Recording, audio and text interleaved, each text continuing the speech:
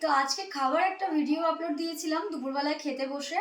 ওখানে একটা দাদাভাই আমাকে কমেন্ট করেছে যে নিজের টাকায় যেদিন খাবি সেদিনকে আর দেখাবি না, আম, এরম বলেছে। আচ্ছা দিভাই, তোমরাই বলো, বা আমার দাদাভাই যারা বন্ধুরা রয়েছে তোমরাই বলো, তোমরা আমার এই ভিডিওগুলো পছন্দ করো বা আমি এইগুলো তোমাদের সাথে শেয়ার করতে ভালোবাসি, তাই জন্যই শেয়ার করি। এবার কি হয়েছে, মানে হঠাৎ করে একজন চলে এলো ভিডিওতে, মানে ভিডিওটা চোখে পড়লো আর দেখলো, দেখে কমেন্টটা করছে।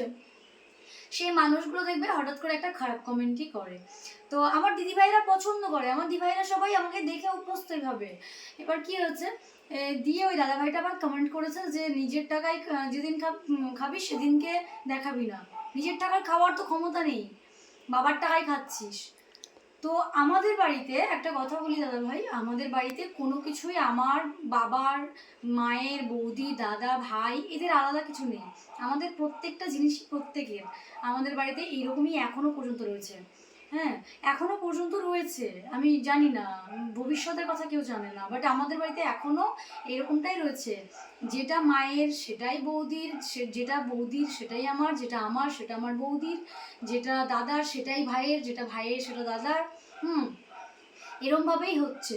তো আমাদের বাড়িতে ওইভাবে আলাদাভাবে দেখা হয় না। আর একটা কথা হচ্ছে, আমরা 3 ভাই বোন নিজেরা কাজ করি, 3জনেই কাজ করি। এবার তারপরেও আমরা ওই বাবার টাকাতেই খাই।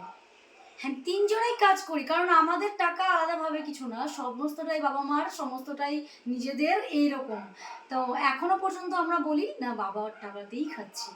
আর আমরা 3 ভাই বোন, ওই যে বললাম, কাজ করি কিন্তু এখনো আমরা বাবার টাকায় খাচ্ছি। তো বাবারটাই তো খাবো। দি ভাই তোমরা বলো তো, বাবারটা খাবো না তাহলে কারটা খাবো? তোমরা আমাকে দেবে? মানে আমি সবাই দাদা ভাইকে বলছি, কেউ তো কাউকে দেয় না দি ভাই। তো তোমরা একটু কমেন্টে দাদা ভাইটাকে বলে দিও দি ভাই যে উনি ওটা ঠিক বলেনি।